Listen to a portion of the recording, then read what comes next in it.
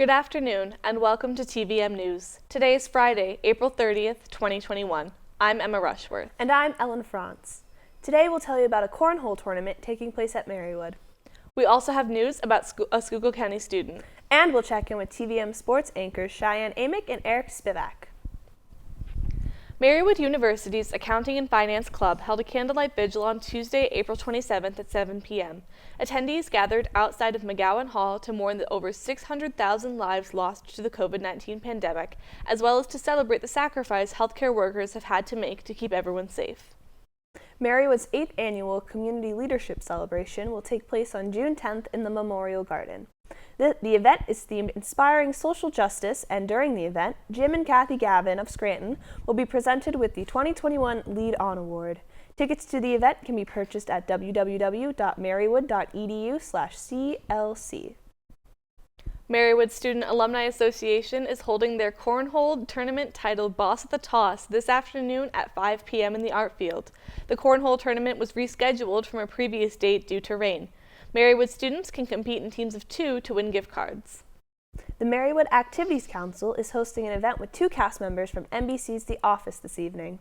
Leslie David Baker, who played Stanley Hudson, and Andy Buckley, who played David Wallace, will be answering questions from students during a Zoom event called That's What We Said.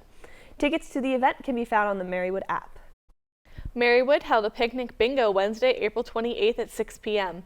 The first 100 students at the event received a box dinner.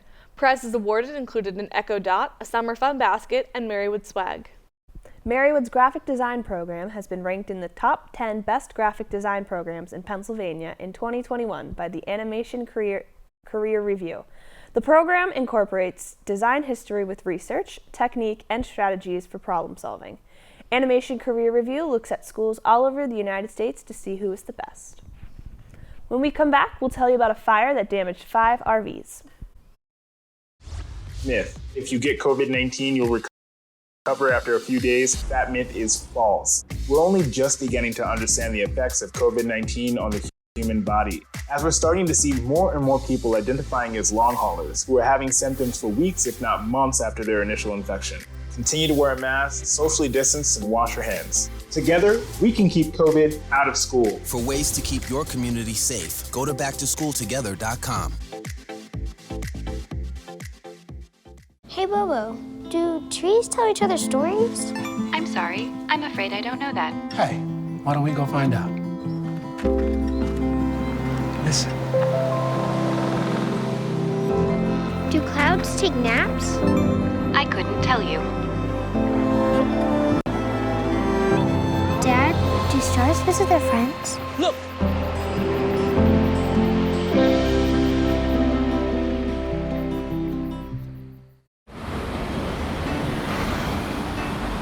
Hey, let's check out this park.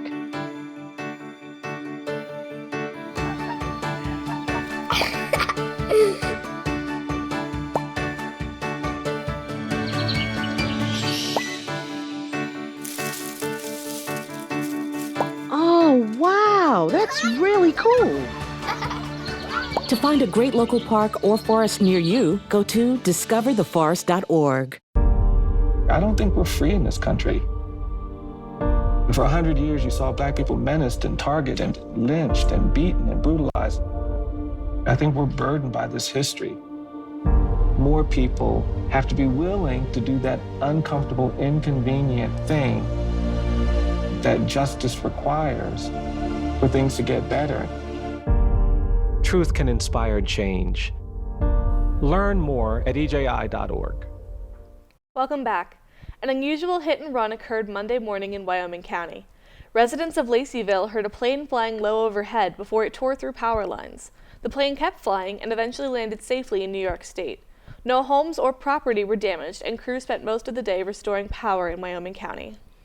The trailer for a movie filmed in Scranton has been released. The thriller The Virtuoso was filmed partially in Scranton in April of 2019. It stars Academy Award winner Anthony Hopkins and will be released in select theaters and on streaming services today, April 30th. One person is dead after a shooting in Lycoming County. According to police, an attempted murder-suicide took place Saturday night outside Muncie. 34-year-old Devin Brailsford began an altercation with a 34-year-old woman in the home. When she escorted Brailsford to his car, he shot her and then himself. Brailsford was declared dead at the scene while the woman was treated for her wounds at a nearby hospital. 5 RVs were damaged during a fire at a campground last weekend.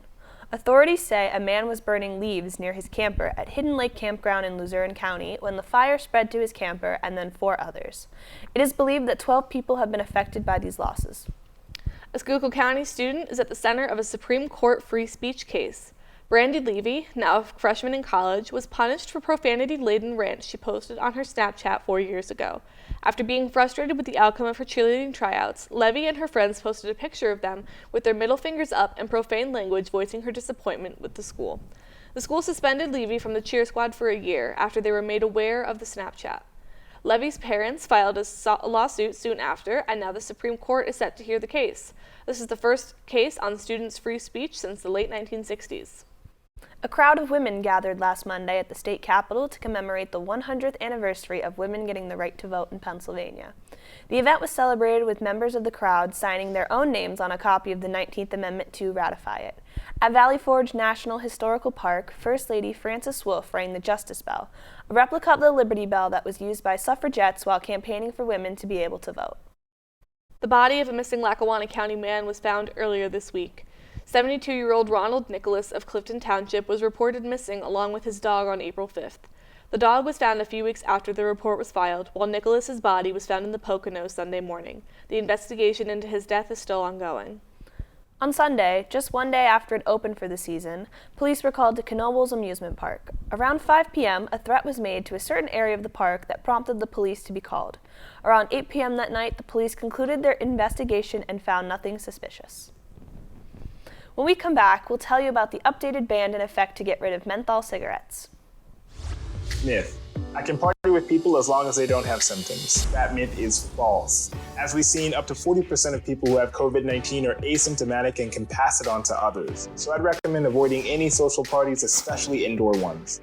If you want to try to socialize but reduce your risk, I'd recommend meeting outside in small groups, continuing to wear a mask, and socially distancing from others if you can. Then together, we can keep COVID-19 out of school. For ways to keep your community safe, go to backtoschooltogether.com. Jordan knows he shouldn't eat this entire bowl of nachos, but tonight he's earned that right. Because a few hours ago in the middle of happy hour, he recognized a sign. Not from the gods or a bolt of lightning, but from a double heart, a kissy face, and a fourth ha in ha ha ha. That's when Jordan knew he was buzzed. So when it was time to go, he got a ride home instead of driving. Be a legend like Jordan. Recognize your buzzed warning signs and get a ride home. Buzz driving is drunk driving. I am what hunger looks like in America. I am an 8-year-old girl who's not excited for the last day of school. Because this may be the last time I'll have lunch. Till September. I am a single father of 2 who works 3 part-time jobs. And that's still not enough to put food on the table. I was created by artificial intelligence from faces of the 1 in 8 Americans who struggle with hunger. Feeding America, 200 food banks strong. What do you think you're doing, Kevin? Was just gonna drive home. There are several warning signs present that you shouldn't be driving. Like hearing voices? Like your text-to-emoji ratio? Oh man, the selfies. Selfie, nailed it. We all have warning signs that let us know that we're probably not okay to drive. Mine is pretending to be your subconscious. Greg, come on man, let's put a ride home. Welcome back. The Biden administration is set to launch the largest summer food program in U.S. history. Children in poverty struggle the most with meals when schools are on break, meaning access to free breakfast and lunch is limited or non-existent. The proposed plan gives 34 million children $375 for the 10 weeks they are on summer break. This amounts to roughly $7 a weekday. Most free lunch programs extended their service through the COVID-19 pandemic, and the Biden administration's hope is to alleviate food insecurity for children. Alabama Governor Kay Ivey signed legislation into effect last Friday that prevents transgender students from participating in K-12 sports. The bill would specifically prevent transgender women from participating on women's teams. Several bills like this have been popping up across the country, causing the NCAA to react, stating that the NCAA will only hold championships in locations that are, quote, free of discrimination. The results of the 2020 census are in. The United States saw a 74% increase in population since 2010, bringing the total population to more than 300 million American citizens. California maintains its status as the most populated state, and Wyoming remains the smallest. Texas will gain 2 seats in the House of Representatives, while Democratic states like California and New York each will lose 1 representative seat. The 93rd Annual Academy Awards were held on Sunday. The awards show was set up differently in order to follow CDC protocols. Nomadland director Chloe Zhao became the first Asian woman and second ever woman to ever win Best Director. Normally, the award for Best Picture is announced last, but this year it was not. Instead, Best Leading Actor took the spot, and this was a twist nobody expected. It was believed that the switch was due to Chadwick Boseman, who everyone assumed would win because of his phenomenal work as an actor before his passing last year. The Academy Awards showed a celebration of Boseman's life at the end, and it only made sense to award Boseman the award and then celebrate him, but instead Anthony Hopkins became the oldest person to win the Best Leading Actor for The Father instead. 2 Washington, D.C. patrol cars were totaled last week in what officials are calling a drag race incident. The 4 officers were allegedly racing the 2 cars while on duty. They were all taken to the hospital with non-life-threatening injuries. The officers will be restricted in their duties while the investigation is ongoing. An Indonesian Navy submarine has officially sunk. The official declaration came this Saturday during a press conference where a torpedo straightener and Islamic prayer rugs were shown as the only debris they were able to pull out of the sunken vessel. Unfortunately, there are 53 sailors presumed dead who were aboard the vessel that is now roughly 3,000 feet under the sea. The FDA is set to ban menthol cigarettes. The ban would not take effect immediately, but would lay the framework for all stores to be prohibited from selling them in a few years. This comes after a petition to ban the sale of menthol cigarettes due to their popularity among Black Americans. Black Americans are more likely to smoke menthol cigarettes, but less likely to be diagnosed with lung cancer due to medical bias. The latest move by the FDA aims to curb that error. Caitlyn Jenner, former Olympian, TV personality, and transgender activist, has announced her campaign for governor of California. The step-parent of the Kardashian family plans on running as a Republican because the Golden State has, quote, been reduced to a one-party rule that places politics over progress. Jenner has been a California resident for over 50 years. When we come back, we'll check in with TVM sports anchors Cheyenne Amick and Eric Spivak to hear the latest happenings in Marywood and professional sports. COVID-19 has changed how we express our faith and gather to worship.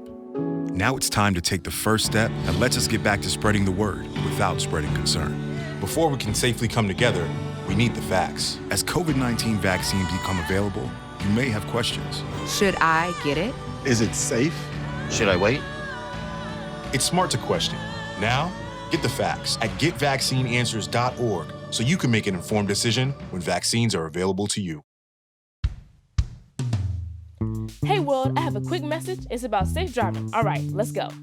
Anytime you're driving, have the seatbelt buckled tight, both hands on the wheel and your phone out of sight. When not in your hand trying to text somebody back, because if you do, your car might get smacked. The moral of the story, just put your phone down. The people on the road will stay safe and sound. Put your phone down, put your phone down. People on the road will stay safe and sound. Yeah.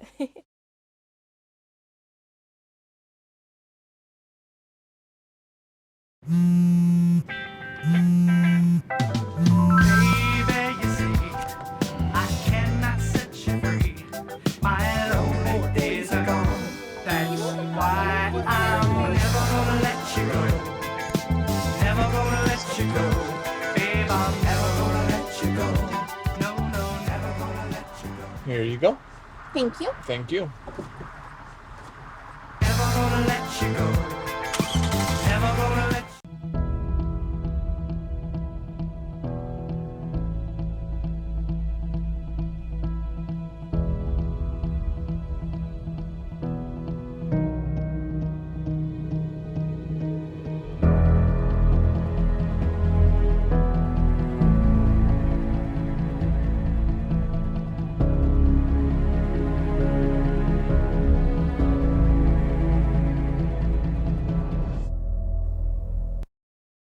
Welcome back to TVM-News.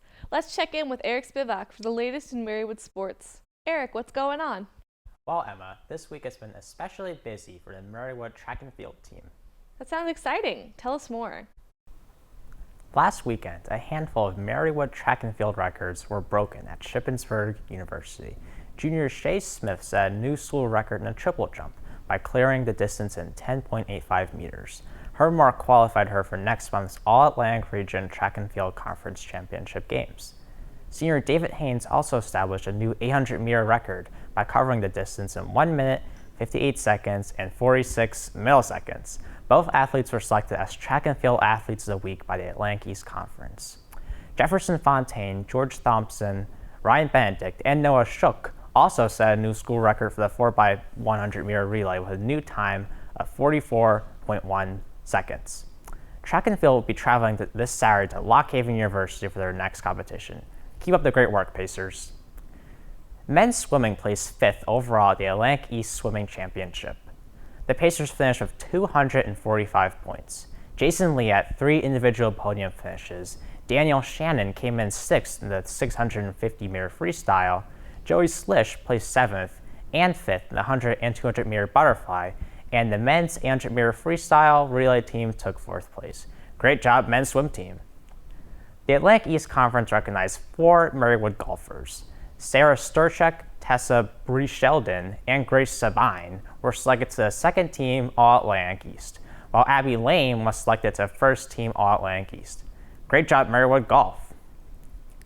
Marywood-University women's soccer head coach and assistant athletic director Andrew Smith celebrated his 200th win this past Sunday. The Marywood Pacers women's soccer team beat Cairn University 3-0 in their final spring season game to secure this milestone for their coach. Victoria Tizes scored 2 goals, and Kate Kohler-Dye scored 1, making it her first of the season. Congratulations to the team on their win and to Coach Smith on his 200th win. That's all from Marywood Sports. Let's check in with Cheyenne Amick for the latest updates in professional sports. Thanks, Eric. Rafael Nadal won the Barcelona Open tennis tournament for the 12th time on Sunday, April 25th. Nadal came out victorious over Greek tennis player Stefanos Tsitsipas on the clay court, winning 6-4, 6-7, 7-5. Tsitsipas' only victory came in the second set during a tiebreaker when Nadal double faulted. The match lasted over 3.5 hours and was Nadal's 69th win on the clay court. Although the New York Yankees lost 3-7 on Sunday to the Cleveland Indians, Clint Frazier's catch was named MLB's Play of the Week on Monday, April 27th.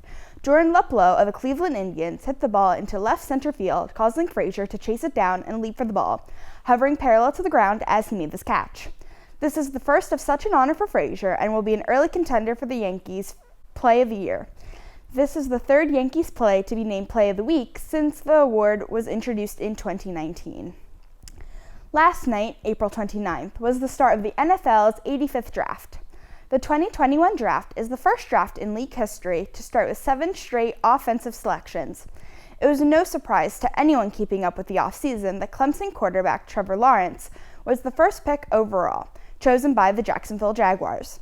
The Cincinnati Bengals had the 5th pick last night and chose Louisiana State University wide receiver Jamar Chase. Chase is guaranteed a 4-year rookie contract and is estimated to earn over $30 million, with almost $20 million guaranteed as a sign-on bonus. Pittsburgh Steelers fans also rejoiced when the 25th pick was named to be running back Najee Harris from the University of Alabama. The NFL continues tonight at 7 and tomorrow, Saturday, May 1st, at noon when the rest of the picks will be announced. That's all for sports. Now back to the desk. Thanks, Cheyenne. A 4-year-old boy named Josh has been declared the winner of the Josh Battle. On April 24th, college student Josh Swain gathered hundreds of people named Josh into a field in Nebraska where they all whacked each other with pool noodles to see who the superior Josh was. The event raised money for the Children's Hospital and Medical Center Foundation Fund in Omaha, Nebraska, and held a food drive for the Food Bank of Lincoln. They were just joshing around, you know? I feel left out that my name is not Josh. That's going to do it for this semester's edition of TVM-News. From everyone at TVM-Marywood, thank you for tuning in. Be sure to follow TV-Marywood's YouTube page and like the TVM Facebook page to stay up to date on the latest happenings and to watch additional content. I'm Emma Rushworth. I'm Ellen Franz, but before we sign off, TVM-News wants to thank our director, Thomas Kerrigan, for everything he has done for us during his time here at Marywood. Thomas is one of the most admired people in the department, and we will miss him dearly as he enters his next chapter at Ithaca College. Good luck, Thomas. We sure will miss you. From all of us here at TVM, have a safe and happy summer, everyone. We'll see you next semester.